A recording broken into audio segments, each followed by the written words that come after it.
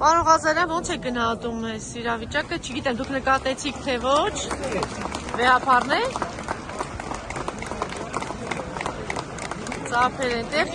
դուք նկատեցիք թե ոչ, մյուս կողմի վրա ԿՊԱ-ականներն են, վերած արդիկ, այո, այսինքն ինչ է փորձում անել, ինչ է փորձում հասնել։ Երև եկել են մեղքերի թողության, որովհետև եկեղեցի դրա համար են գալի, որովհետև եթե ԿՊԱ-ական են, արդեն մեծ մեղքի տակ են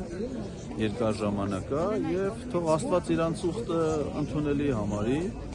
եւ հուսով եմ, որ մեր արժանապատիվ հոգեվորականները նրանց կօրհնեն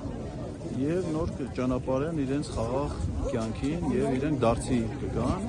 Շատ են լինում մարդիկ, ովքեր որ շեղված են լինում, տարբեր չարագործությունների, չարախոսությունների ազդեցության տակ են լինում։ Եվ եթե ԿՊԱ-ական են, արդեն Նիկոլ Փաշինյանի չար ոգու սպասավորներ են եղել, թող այսօր իրանց ուխտը ընդունելի լինի եւ դարձի գան։ Կհաջողի ինքը խոստացել է մինչև տարվա վերջ նախարարչարկեց, որ վեհապարները հայրը գա հանդիպեն եւ ասես մի հարց ունեն քննարկել հրաժարականի հարցը։ Կհաջողի իրեն, բայց ես իսկապես տեսնում հիմա այսպես զուգացուցադրեմ, թե ինչքան մարդ է եկել այսօր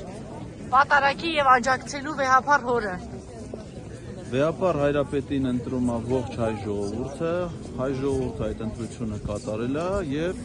վեհապար Հայրապետի գահակալության ժամկետը որոշում է Տեր Աստված։ Եվ ուրիշ որևէ մեկ գոյություն չունի։ Իսկ եթե ինչ մեկ ասում է ես եմ Տեր Աստված։ Ինքը սատանան է, իսկ սատանան միշտ պարտվել է ասում եւ հուսով եմ, որ եթե ինքը հիմա նորից մարտի է դուրս եկել մեր Աստծո դեմ, ապա նույն պատժին կարժանանա, ոնց որ Աստծո դեմ երբևէ մարտի դուրս եկած բոլոր չար ուժերը։